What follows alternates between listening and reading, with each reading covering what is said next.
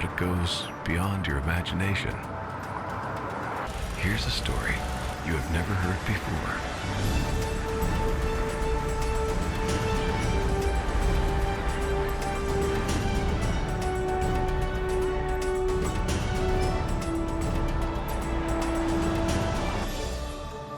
The world's business has changed since the pandemic, but our company experienced a tremendous change to keep growing.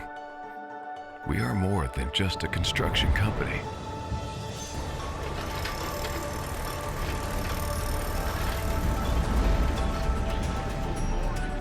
See this beautiful property? Fascinating, isn't it?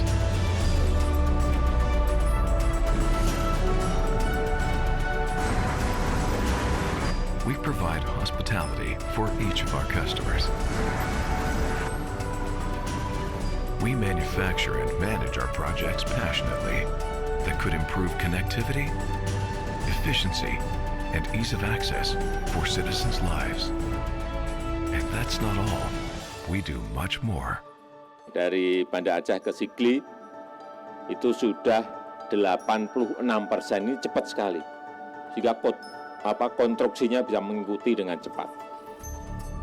Committed to build a sustainable development that meets the needs of the present and future, which the economy, environment, and society depend on. As the leading construction company, ADI continues to grow to provide the best in every construction. From monumental projects to green economic development, ADI makes your vision come alive.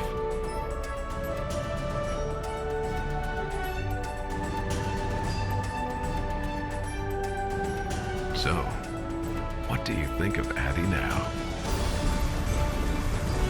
Brilliant. Kiat.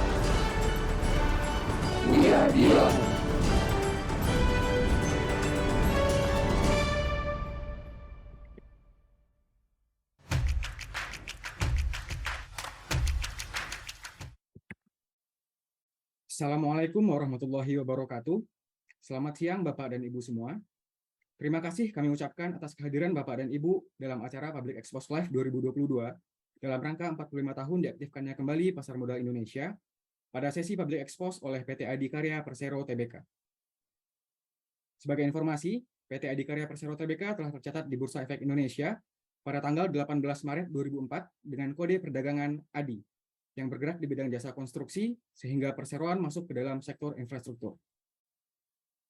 Kami ingin menginformasikan kepada seluruh peserta bahwa pada sesi Public Expos Live 2022 terdapat fitur terjemahan bahasa Inggris yang dapat diakses oleh peserta pada tombol Interpretation pada panel bawah Zoom webinar.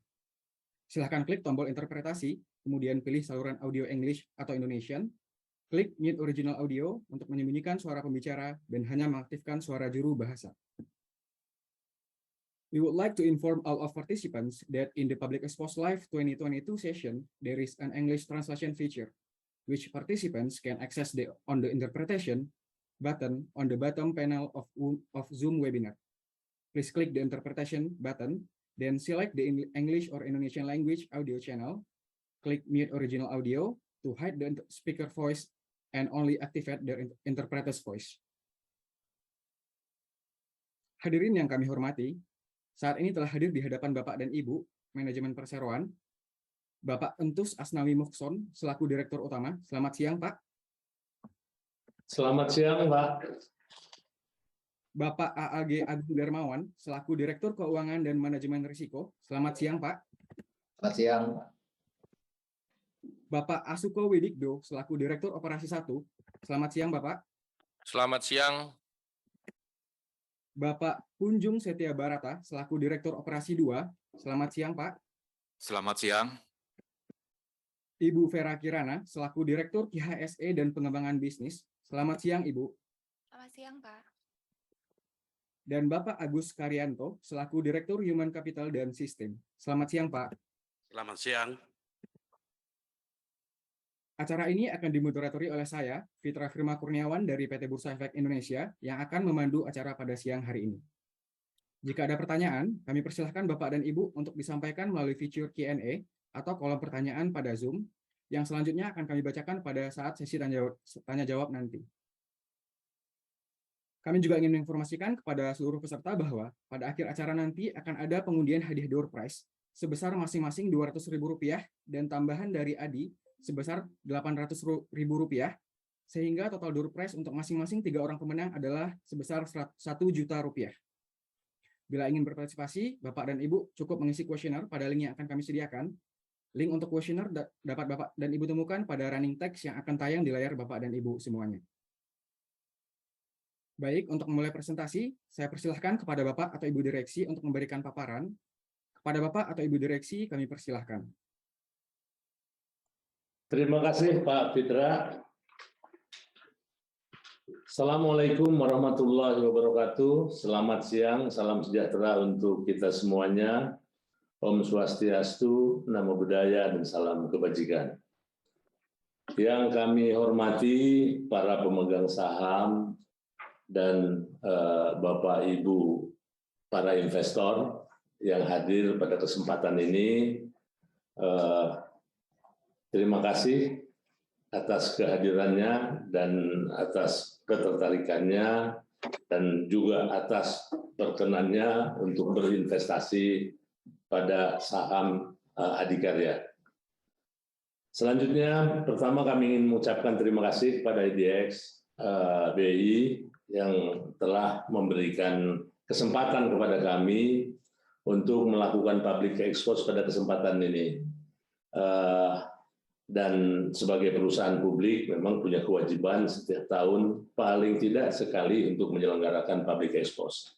Dan pada kesempatan ini, dan terima kasih kami sudah diberikan kesempatan untuk gabung dalam public expose live 2022. Selanjutnya, untuk mempersingkat waktu, saya kira hadir di tempat kita ini saat ini lengkap 6 direksi, cuma kebetulan berbeda tempat. Saya dan Pak Agung ini ada di Kementerian BUMN. Kebetulan hari ini tadi baru menyelesaikan rapat koordinasi dengan Kementerian BUMN. Dan 4 lainnya direksi, Pak Punjung, Pak Agus Karyanto, Pak Suko, dan Ibu Vera ada di kantor pusat kami di Pasar Minggu. Saya kira baik, untuk selanjutnya Pak Agung akan memaparkan paparan pada kesempatan ini. Terima kasih, silakan Pak Agung. Terima kasih Pak Dirut. Assalamualaikum warahmatullahi wabarakatuh. Mungkin sekilas akan kami sampaikan tentang profil perusahaan, bahwa Adikarya merupakan salah satu BUMN konstruksi yang berdiri sejak 1960 dengan berbagai proyek-proyek monumentalnya. Di antaranya di sini disebutkan ada dari yang lama di Monas sampai dengan saat ini yang terakhir di AA Maramis, ya, proyek AA Maramis, Stadion FIBA, basketball yang sedang kita kerjakan, yang sudah jadi. Juga kita punya jembatan Pulau Balang, LRT Jabodebek yang kita kerjakan sebagai kontraktornya, dan berbagai proyek lainnya. Sampai dengan saat ini kepemilikan ADI 51% oleh negara dan 49% dimiliki oleh publik. Nah, untuk jajaran komisaris dan direksi, kami sampaikan bahwa jajaran komisaris kami sampai dengan saat ini, sejak RUPS terakhir di bulan April, Bapak Komut, Bapak Dodi, Bapak Cahyo, Bapak Widiarto, Pak Justinus Prastowo, Pak Abdul Muni, dan Pak Hieronymus Helapo. Beliau adalah komisaris-komisaris yang memiliki background kompetensi yang cukup mensupport kami, jajaran BOD, sehingga kami bisa melalui masa-masa sulit kemarin ketika terjadi COVID 2020-2021, dan kita melalui dengan baik berkat sinergi dan kerjasama serta dukungan dari Bapak-Bapak komisaris. Untuk direksi tadi sudah diperkenalkan, kami tidak sampaikan kembali bahwa kami sejak RUPS April masih terdiri dari Pak Dirut, Pak Untus, kami sendiri sebagai CFO, Pak Agus Karyanto sebagai Direktur HC, Pak Suko, Direktur Operasional 1, Pak Punjung, Direktur Operasional 2, dan Ibu Vera, Direktur KHSE dan Pengembangan Bisnis. Berikutnya ingin kami sampaikan pula bahwa line bisnis kita secara garis besar kita memiliki 4 line bisnis, yaitu engineering and construction, property dan hospitality, manufaktur dan investasi dan konsesi. Mostly masih di engineering and construction yang memberi sumbangan besar, lebih dari 70% dalam bisnis kita. Sementara untuk yang perlu di-highlight di sini adalah property dan hospitality yang dimiliki ADI memiliki sedikit keunikan yang berbeda dengan perusahaan konstruksi yang lain, di mana untuk property dan hospitality ini kami dikelola oleh 2 anak perusahaan yang memiliki keunikan. Untuk ACP atau Adi Commercial Property, unit-unitnya atau lokasinya berada di sepanjang TOD. Sementara untuk APP di anak perusahaan kami yang satunya itu mostly berada di berada di dekat kampus-kampus, seperti di dekat UI di Jakarta, di UI, UGM, Jogja, di Bandung, di Malang, dan lainnya. Jadi kami keunikannya dibanding yang lain adalah kami mendekati kampus dan satunya ada di jalur TOD. Untuk investasi dan konsesi pun kami juga memiliki sedikit keunikan, yaitu kami sudah masuk pula ke dalam investasi yang bersifat water management maupun waste management, yang harapan kita ke depan green environment menjadi fokus dan juga ini bisa menjadi recurring income yang baik bagi kita. Sementara untuk investasi pada jalan tol, kami juga memiliki kebijakan bahwa kami tidak masuk dalam jumlah yang besar dan kami masuk bersifat temporary untuk kemudian kami lepaskan juga karena kami membutuhkan konstruksinya, pekerjaan konstruksinya, sehingga kami masuk dalam porsi yang minim saja untuk di dalam proyek tol. Namun demikian, walaupun minim, kami tetap memperhitungkan tentang risiko, di mana untuk jalan-jalan tol yang kita miliki, yaitu Jogja Solo dan Jogja Bawen, memiliki LHR yang cukup tinggi dengan IRR juga yang cukup tinggi. Kurang lebih untuk lini bisnis, poin yang bisa diambil tersebut. Nah, dari sisi industri, kami dapat sampaikan di sini bahwa ini beberapa hal yang menurut kami cukup positif bagi industri konstruksi, di mana kondisi kita di Indonesia sudah kembali normal dengan dibandingkan pandemi, dengan pertumbuhan PDB yang cukup baik, dengan peningkatan kurang lebih 5,3%. Yang kedua, dari kembali normalnya kondisi perekonomian kita, bisa juga melihat bahwa infrastruktur mendapatkan perhatian yang cukup baik ketika di dalam anggaran belanja negara disebutkan pula terjadi peningkatan porsi infrastruktur sebesar 7% atau kurang lebih 392 triliun di tahun 2023. Dari sisi COVID juga sudah makin teratasi dan kita sudah mulai tumbuh. Efek dari COVID sudah mulai bisa kita mitigasi. Yang berikutnya juga penting di dalam industri konstruksi adalah bagaimana dukungan pembiayaan bagi infrastruktur di luar dari pembiayaan konvensional yang sudah ada, di mana di sini beberapa hari yang lalu, minggu lalu, kita sudah bisa juga melihat bahwa INA atau Indonesia Investment Authority sudah mendukung atau berhasil menyelesaikan transaksinya dengan rekan kita waskita. Mudah-mudahan ini menjadi awalan bagi industri infrastruktur Indonesia, di mana terdapat alternatif-alternatif bagi pembiayaan infrastruktur Indonesia. Khusus untuk INAIA sendiri, kami pun mendapatkan juga beberapa indirect, ya, saat ini masih indirect benefit dengan adanya beberapa kesepakatan-kesepakatan antara kita dengan INA. Berikutnya untuk ongoing project sampai dengan bulan Juli ini kami mengerjakan 175 project yang ongoing. Ini kami sampaikan beberapa project yang bisa disampaikan, misalnya di Aceh ada tol Sigli Banda Aceh yang kami kerjakan, ada pula di Kalimantan Timur ada intake air baku Sepaku, jembatan Pulau Balang, dan akan ada proyek-proyek terkait dengan IKN. Sementara di Jawa ini tadi kami sampaikan tol Solo Jogja sedang kita kerjakan, kemudian tol Jogja Bawen yang akan juga kita kerjakan dengan cepat, lalu smelter Manyar Gresik yang juga sedang kita kerjakan, dan yang terbaru adalah kita mulai mengerjakan kembali MRT 202, mana sebelumnya 201, sekarang MRT 202 pun kita sudah dapatkan proyeknya.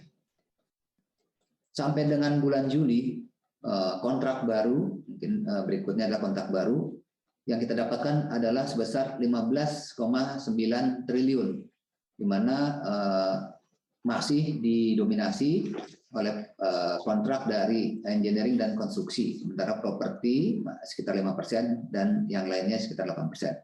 Apabila melihat dari growth kontrak baru dibanding tahun lalu, year on year, terjadi peningkatan kurang lebih 103,8%. Berikutnya yang ingin kami sampaikan terkait dengan kompetensi kami yang mulai meningkat di luar kompetensi yang sudah biasa kami lakukan seperti konstruksi gedung dan sebagainya. Kompetensi kami di perkeretaapian maupun atau di railway ini juga cukup baik, sebagaimana terbukti pula sudah beberapa proyek perkeretaapian yang kita sudah lakukan di beberapa wilayah di Indonesia. Dan terakhir tadi kami sampaikan adalah kepercayaan pada kita dari proyek MRT Jakarta, MRT 202, yang juga kita dapatkan proyeknya berkolaborasi dengan Shimizu. Mudah-mudahan ini juga akan memberikan makin tambahan-tambahan capability ADI di luar capability yang memang sudah kita miliki.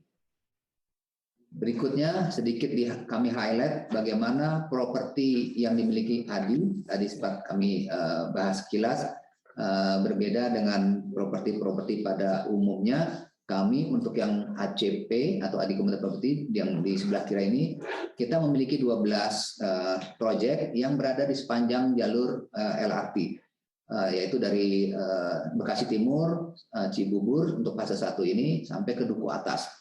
Nah, ke-12 proyek ini yang sekarang mulai membaik dari sisi take up sales-nya setelah makin pulihnya kondisi pasca COVID. Kami berharap dengan makin mendekati pengoperasian LRT, maka sales ataupun pendapatan kami dari sisi ACP akan kembali membaik.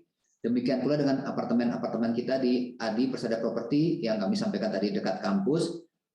Memang sejak tahun 2020 cukup terpukul sampai dengan saat ini masih belum pulih, mengingat kampus-kampus juga kebanyakan masih offline. Namun sejak tahun ini yang kami evaluasi dari beberapa kampus mulai Agustus kemarin sudah dilakukan pertemuan-pertemuan secara offline. Kami berharap dengan mulai offline-nya kampus-kampus, hal ini bisa meningkatkan sales kita di APP. Berikutnya, bisnis kami yang kita akan juga menjadi fokus adalah bisnis-bisnis yang berbasis lingkungan. Nah, di sini kita sebagai kontraktor itu melihat peluang-peluang konstruksi yang berbasis lingkungan seperti penanganan limbah perkotaan dan sektor. Selain sebagai kontraktor, ADI pun telah memiliki pengolahan limbah terpadu yang ada di saat ini. Pertama ada di kawasan industri Medan. Kami berharap apabila dari review-review yang ada, bisnis ini cukup memberikan revenue dan margin yang baik, maka tentu saja kita akan bisa melakukan cloning atas proyek-proyek yang ada. Di sini beberapa yang sudah kita lakukan. Yang dari sisi limbah adalah TPST Kota Denpasar, Bantar Gebang. Dari sisi air ada Spam Dumai dan Spam Karian Serpong yang akan kita kerjakan tahun ini dan tahun depan.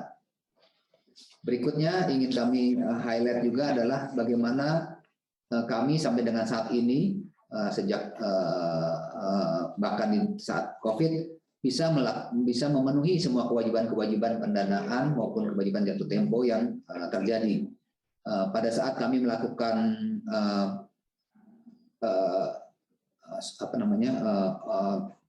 isu obligasi kita bulan Mei, kita juga bisa memperoleh oversubscribe atas obligasi yang kami keluarkan, di mana dari obligasi yang kami keluarkan tersebut, selain oversubscribe juga kita mendapatkan kupon yang relatif lebih rendah daripada existing kupon sebelumnya, dan memiliki tenor yang juga cukup panjang sampai dengan 7 tahun. Jadi ada 3, 5, dan 7 tahun. Artinya dengan kondisi-kondisi yang fluktuasi yang ada saat ini, kami sudah berhasil mengamankan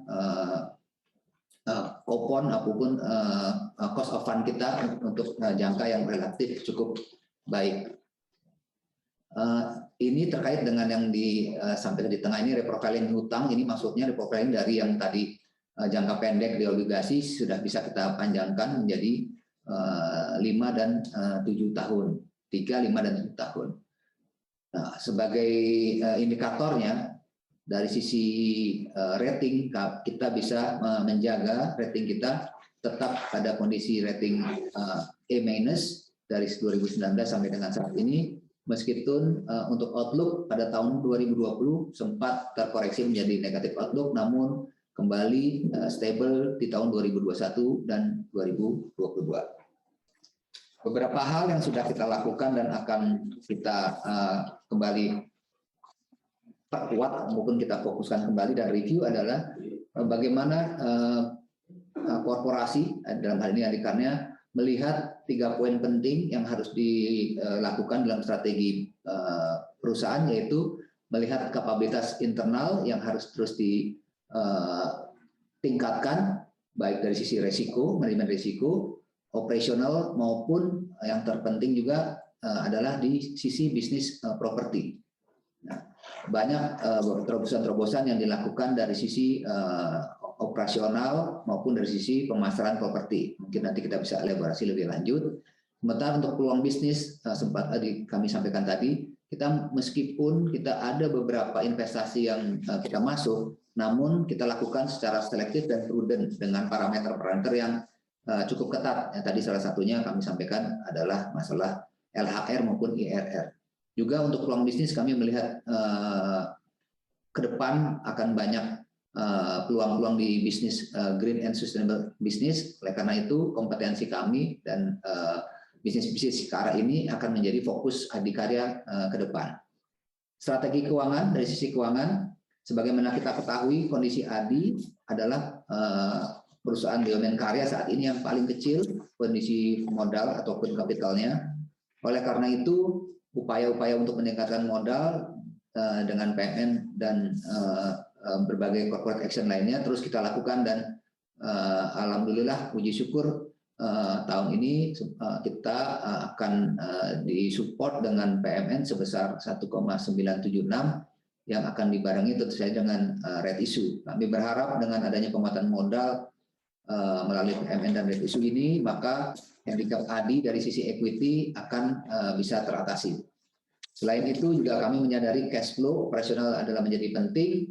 Oleh karena itu untuk proyek-proyek besar dan kita pun melakukan percepatan untuk cash in-nya. Oleh karena itu sebagaimana Bapak Ibu bisa lihat dalam beberapa keterbukaan hukum informasi kami, pembayaran dari LRT Jabodebek maupun dari sisi Aceh Sigli, ya, di mana 2 proyek besar ini itu sudah mulai on time dan sudah mulai sesuai dengan schedule yang kita harapkan. Nah, dengan Demikian kita memiliki room cash flow yang cukup baik di tahun-tahun ini.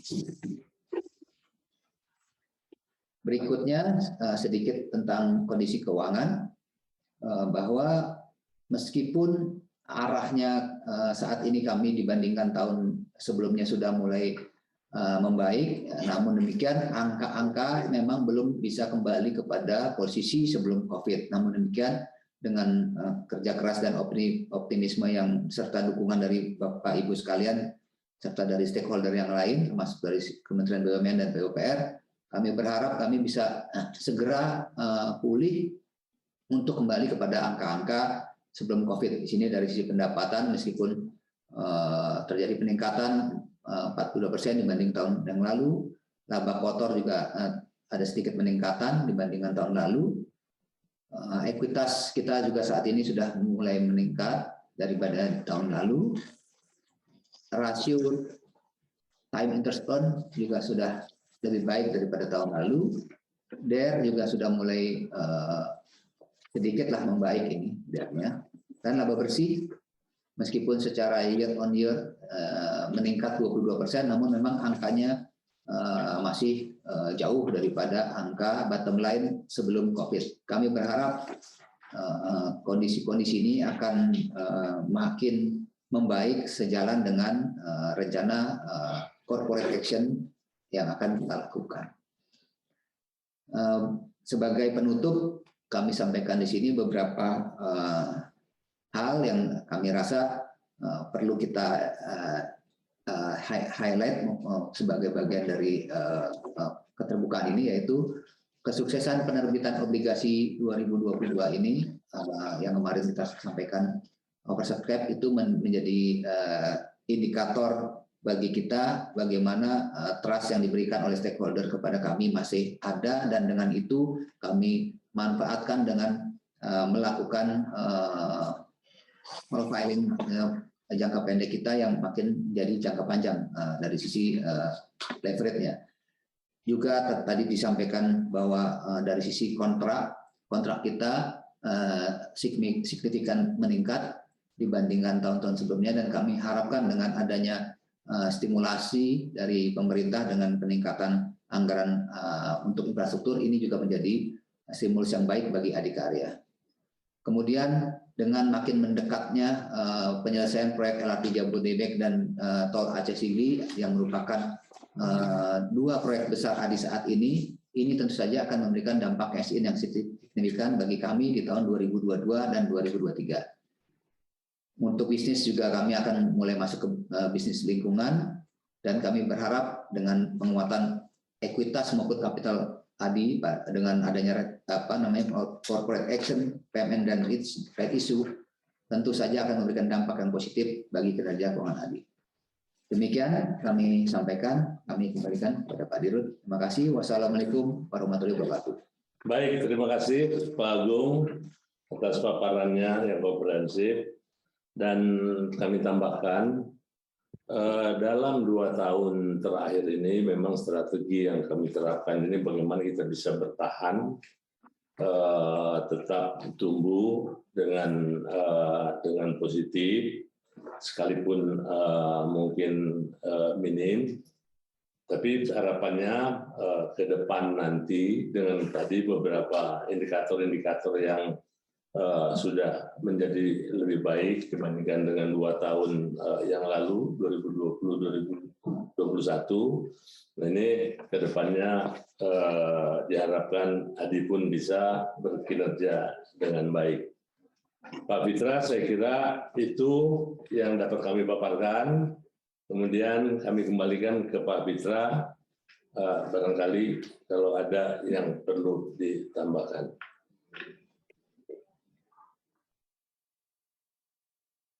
Baik, terima kasih atas paparan luar biasa yang sudah disampaikan oleh manajemen perseroan. Bapak dan Ibu, tibalah kita pada saat sesi tanya jawab. Kami lihat telah banyak pertanyaan dari Bapak dan Ibu yang telah masuk pada kolom Q&A, dan akan kami bacakan satu persatu untuk dapat dijawab langsung oleh manajemen perseroan. Baik, pertanyaan yang pertama dari Bapak atau Ibu Erman Sumirat. Pertanyaannya adalah, dengan tingkat inflasi pasca naiknya BBM yang memungkinkan naiknya bunga, bagaimana nanti dampaknya kepada profitabilitas ADI? Kemudian, apakah ada strategi aset recycling untuk mengurangi tingkat utang dan memperbaiki likuiditas? Dari Bapak Erman Sumirat, Value Investor Retail. Baik, silahkan Bapak atau Ibu untuk menanggapi pertanyaan tersebut. Baik, terima kasih Pak Fitra, dan terima kasih Pak Herman Sumirat atas pertanyaannya.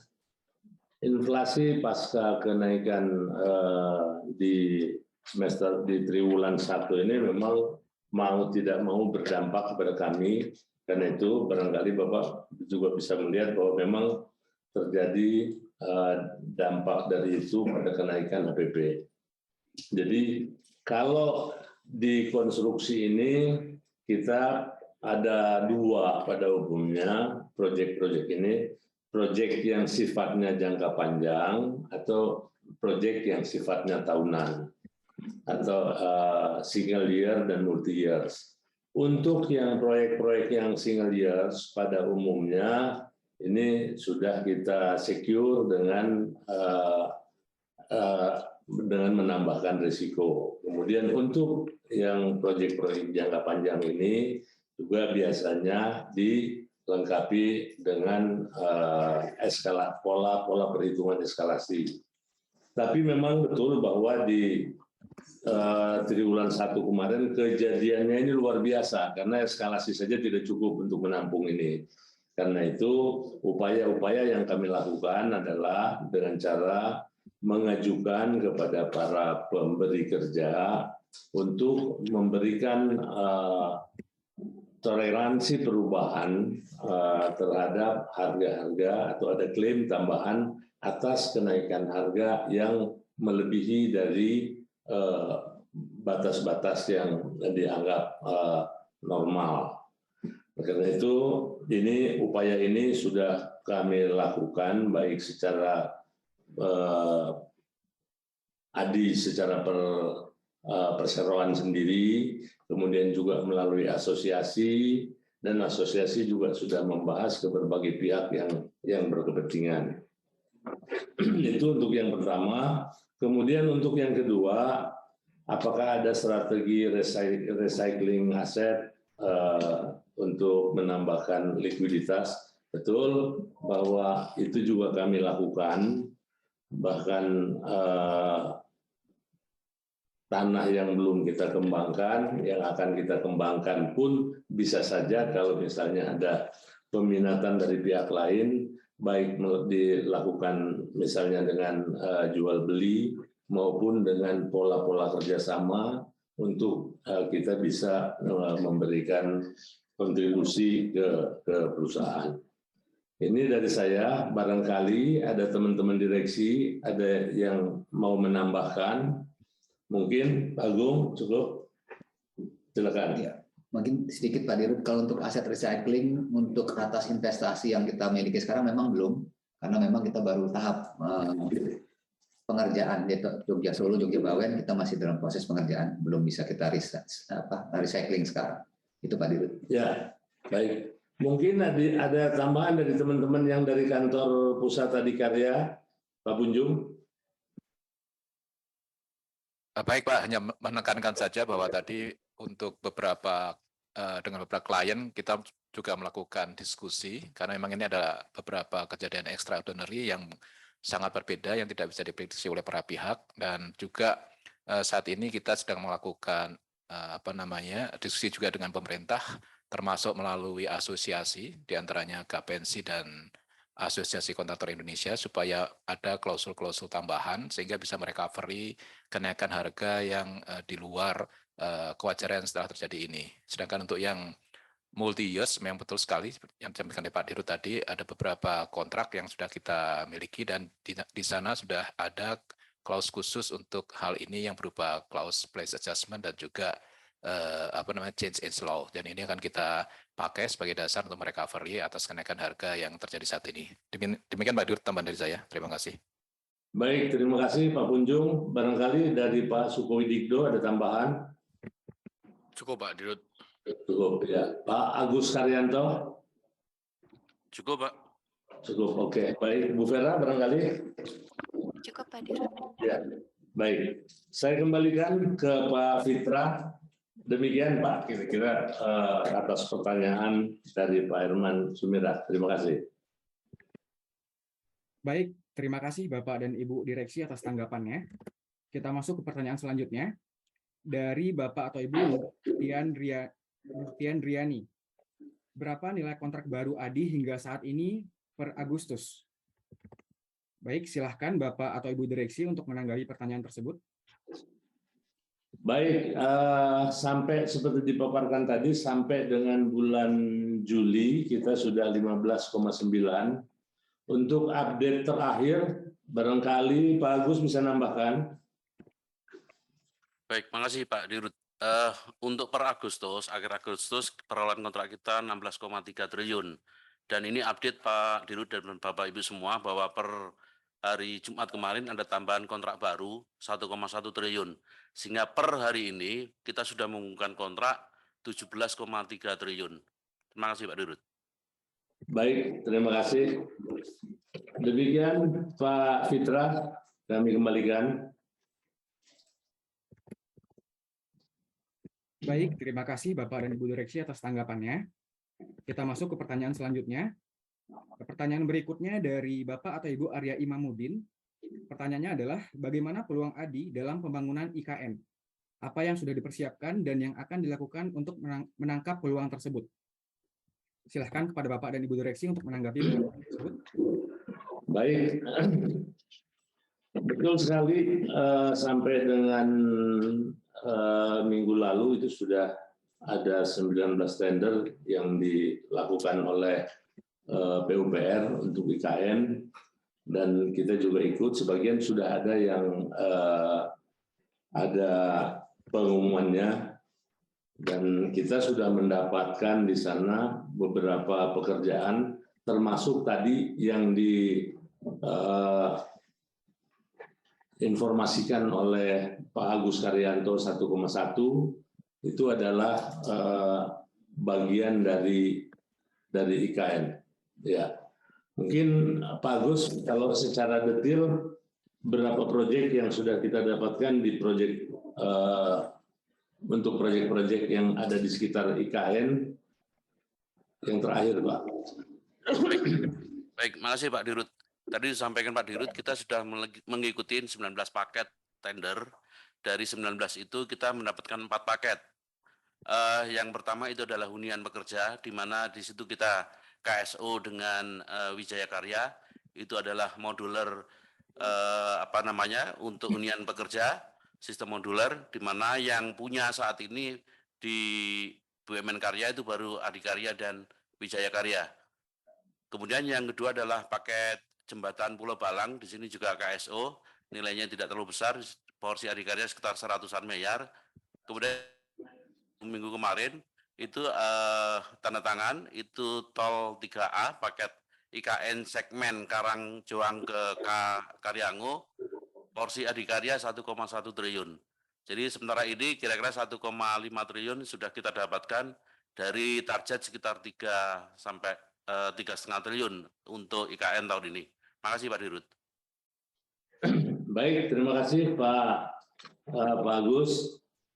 Kami kembalikan ke Pak Fitra, tapi sebelumnya seperti tadi memang dari 19 paket ini kurang lebih nilai kontraknya itu sebesar sekitar 20 triliun, dan kita berharap dari proyek ini, dari proyek-proyek IKN ini bisa mendapatkan 3 sampai dengan 3,5 triliun. Baik, saya kira itu Pak Fitra, saya kembalikan. Baik, terima kasih Bapak dan Ibu Direksi atas tanggapannya. Baik, kita masuk ke pertanyaan selanjutnya. Dari Bapak atau Ibu Fajar Harlanka, pertanyaannya adalah, untuk PMN yang akan diterima sebesar 1,9 triliun rupiah akan digunakan ADI untuk apa? Apakah ada timeline spesifik atas rencana penggunaan dana PMN tersebut? Kemudian pertanyaan kedua, Waktu ekspektasi penerimaan dana dari LRT Jabodetabek dan Jalan Tol Aceh Sigli kapan? Besaran penerimaan dananya berapa dan akan digunakan untuk apa kas yang diterima dari proyek tersebut? Baik, silakan Bapak dan Ibu Direksi untuk menanggapi pertanyaan tersebut. Baik, untuk PMN, kami sudah memproses PMN ini. Saat ini kita masih menunggu Perpres, masih menunggu Perpres karena saat ini sudah masuk ke Seknek untuk ditandatangani oleh Pak Presiden. Kemudian yang kedua, dari right issue kami sudah juga mendaftar ke OJK registrasi 1 dan diharapkan minggu ini atau selamatnya minggu depan itu sudah registrasi 2. Jumlah yang kami harapkan dan yang dari PMN ini cenderung pasti karena sudah masuk ke dalam undang-undang APBN tahun 2022, nilainya adalah 1976. Dari 1976 ini akan digunakan untuk jalan penyertaan di jalan tol Solo Jogja 1,4 triliun, kemudian untuk jalan tol Jogja Bawen 390 miliar, kemudian Pamekasan 185 miliar. Semuanya adalah penyertaan untuk ke badan usaha BUJT dan BUP. Jadi untuk ekuitas. Kemudian untuk dari porsi yang right issue sebesar 1,898 ini akan digunakan untuk 350 untuk menambah di tol Solo Jogja, ekuitas juga setoran. Kemudian di Jogja Bawen 145 miliar juga untuk tambahan setoran, dan di Pamekasan sebesar 69 untuk tambahan setoran. Kemudian untuk lainnya dari penggunaan right issue adalah 495 miliar untuk FPLT kawasan limbah di Medan. Kemudian yang kedua untuk penyertaan di jalan tol Jor Elevated ruas Cikunir Ulu Jami 662, dan yang terakhir untuk penyertaan di preservasi jalan lintas timur Sumatera Selatan sebesar 177. Total yang kami harapkan dari PMN dan right issue ini adalah sebesar 3,918 miliar rupiah. Demikian saya kira untuk penjelasan tentang PMN. Adapun prosesnya diharapkan pada minggu ketiga bulan ini kita sudah menerima PP, kemudian minggu ketiga di bulan ini juga kita sudah bisa registrasi 3 di OJK untuk right issue-nya, sehingga bisa berproses dan dananya bisa kami terima di pertengahan bulan Oktober kurang lebih. Kemudian tadi ada juga pertanyaan lanjutannya adalah terkait dengan dana-dana tagihan yang bersumber dari LRT dan Banda Aceh Sigli. Nah, untuk LRT dan Banda Aceh Sigli ini tentu karena yang digunakan adalah modal kerja, ini akan kembali ke modal kerja untuk paling nggak mengurangi utang atas modal kerja. Dan untuk yang PMN dan right issue ini memang khusus untuk penyertaan di proyek-proyek investasinya Adikarya. Saya kira itu ada tambahan, Pak Gung? Ya. Silakan. Nah, untuk tadi kapan akan dibayarkannya untuk LRT, kita masih memiliki tagihan paling tidak untuk sampai dengan tahun ini. Kami berharap ada 1,6 triliun lagi akan dapat kita terima. sebagaimana sampai dengan Juni kemarin angkanya kurang lebih seperti itu. Demikian pula dengan Aceh Sigli, kami berharap juga kemarin sampai dengan Juni kita sudah terima juga sekitar 1 triliun. Kami berharap angka yang kurang lebih sama akan kita dapatkan juga sampai dengan Desember ini. Demikian tambahan, terima kasih. Baik, terima kasih Pak Agung. Saya kira itu Pak Fitra, saya kembalikan.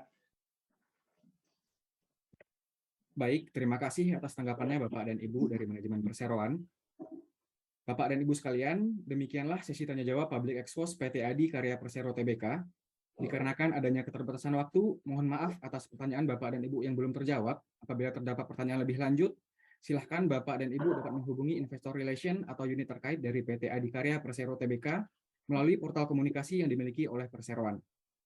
Kami ingatkan kembali kepada Bapak dan Ibu bahwa pada akhir sesi akan ada pengundian hadiah door prize pengundian sebesar masing-masing Rp200.000 dan tambahan dari Adi sebesar Rp800.000, sehingga total door prize untuk masing-masing 3 orang pemenang adalah Rp1 juta. Untuk berpartisipasi, Bapak dan Ibu dapat mengisi kuesioner untuk meningkatkan layanan dan kualitas acara kami di tahun depan. Link untuk kuesioner tersebut dapat Bapak dan Ibu temukan pada running text yang akan tayang di layar Bapak dan Ibu.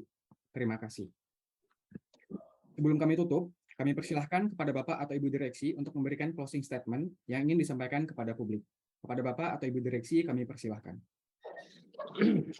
Baik, terima kasih Pak Fitra. Bapak Ibu pemegang saham dan Bapak Ibu investor, kami mengucapkan sebesar-besarnya terima kasih atas kehadiran walaupun secara online pada kesempatan kali ini. Dan juga kami ingin mengucapkan terima kasih juga yang sebesar-besarnya kepada IDX dengan kami diberikan kesempatan untuk ikut serta dalam Public Expose Online 2022 ini. Kami Adikarya dalam beberapa waktu dekat ke depan ini juga akan melakukan aksi korporasi dalam bentuk right issue yang seperti tadi disampaikan, karena kami akan menerima dana PMN. Dan untuk mengimbangi karena pemegang saham dari negara ini memasukkan tambahan modal, kemudian kami juga memberikan kesempatan kepada para pemegang saham minoritas untuk memanfaatkan kesempatan right issue ini. Dan mudah-mudahan pada kesempatan right issue ini akan memberikan keuntungan yang baik bagi semua pihak, baik bagi Bapak Ibu sebagai pemegang saham maupun Adikarya sebagai emiten dari IDX. Saya kira terima kasih sekali lagi. Selamat siang.